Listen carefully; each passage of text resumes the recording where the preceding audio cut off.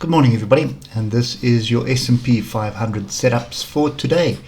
So pretty much a up and down day yesterday, nothing really going on. We do have this one level here at 47.43, and then I would just keep the current high in place. That is, let's get that right. Yeah, so that is 47.69 or 47.70. So we're in this zone again.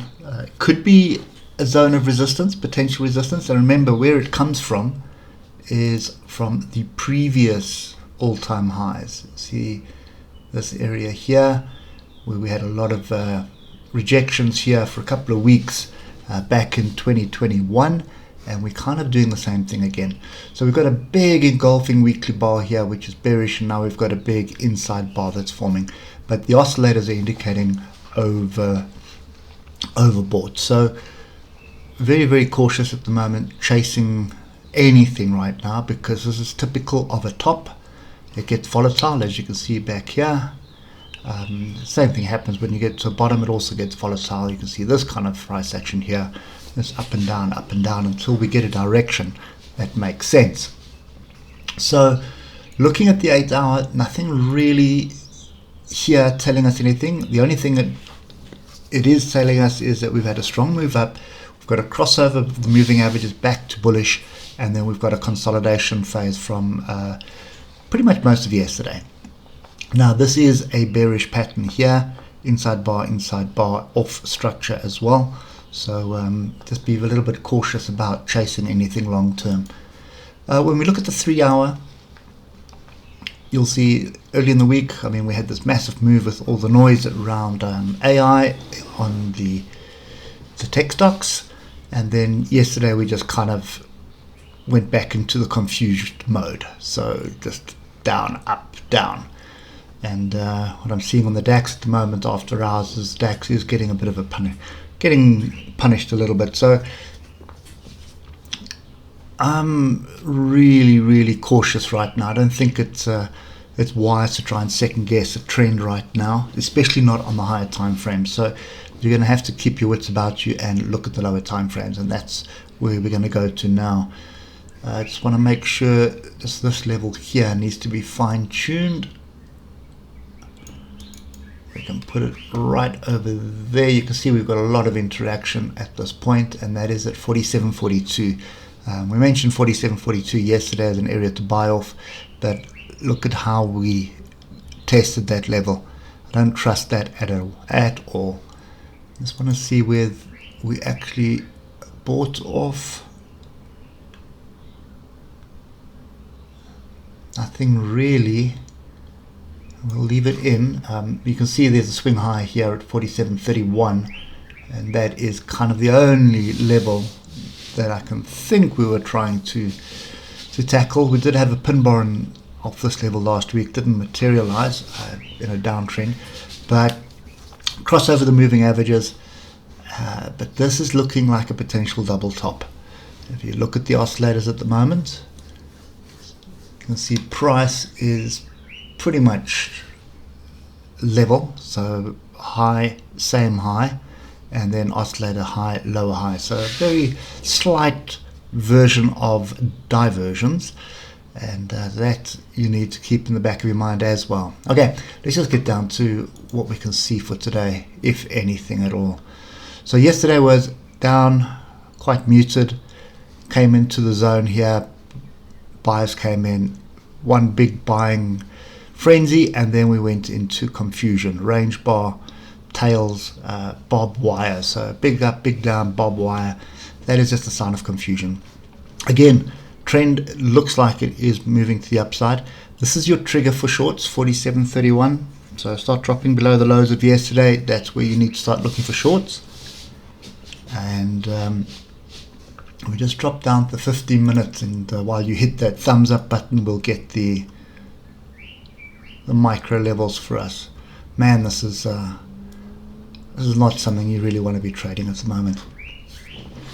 Okay, so hindsight being the perfect science, we kind of got an opportunity to buy off here above the 150 EMA on the 15 minutes. The previous day was an uptrend, so logic is it should be an uptrend again. And you can see this 15-minute level where my cursor is at the moment. Let's just put a line in there at 47.37.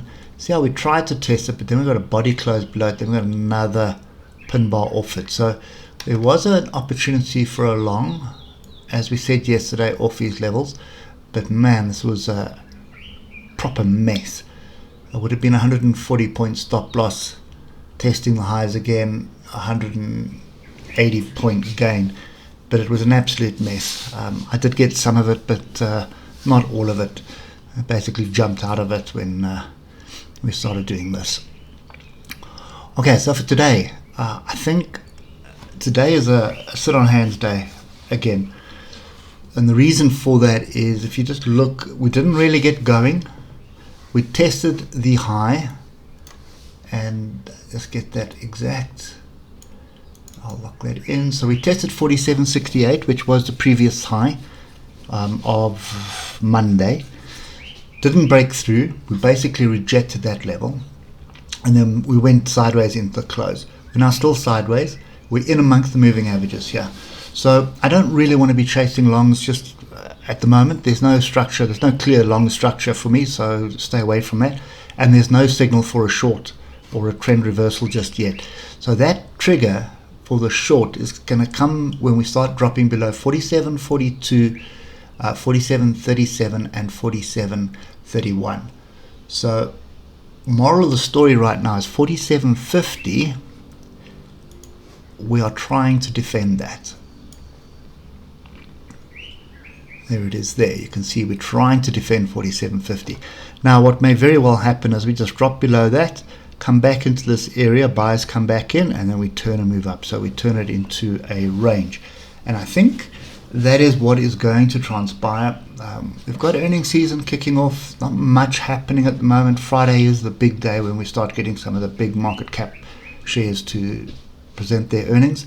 So yeah, it's a typical, and there's some dates that we're waiting for as well. So I think we would be wise just to keep an eye on it, but just have your bias to the downside. Don't have a long bias at the moment, but don't just jump in for the sake of jumping in, because I don't think that's the right decision at the moment. So what you need to do is you need to see these moving averages pointing straight up like it did on Monday for you to jump in and get it going, or you need to see them pointing straight down for you to start looking for the shorts. But you need to break through some of these levels I've given you. So 47.50 is obviously the first one, but 47.42 and 47.37 as well as 47.31 are also critical to break to the downside. What you may find is on that 5 minute, you may find some structure here on the 5 minute, and you can see most of the day was short till the market opened. Then we kind of hit the levels, and there was your long play there. But then going into the close of the market, you can see the confusion here on the 5 minute, clear as daylight. So yeah, I think from a 5 minute perspective, if you break and retest 47.50, probably have an opportunity for a short here. You're going to have a 100-point stop loss, and the problem is your next level is only 60 points away, and then you have 100 points further down. So the levels are too close together to get cracking. So you'll probably find a scalping opportunity if you can get your stop or your risk down to a level that's acceptable. So if you can get your risk to equal to what your gain would be, that's a 50-50 trade is worth taking. If you can't do that, then stay out of it. Okay, anyway, I think I'm sitting quietly on the sideline. We'll have a look at it again this afternoon to see if there is anything, but I don't think we're going to see anything today. I think the DAX look interesting right now. Anyway, hope it helps, and we'll catch up with you tomorrow morning. Cheers for now.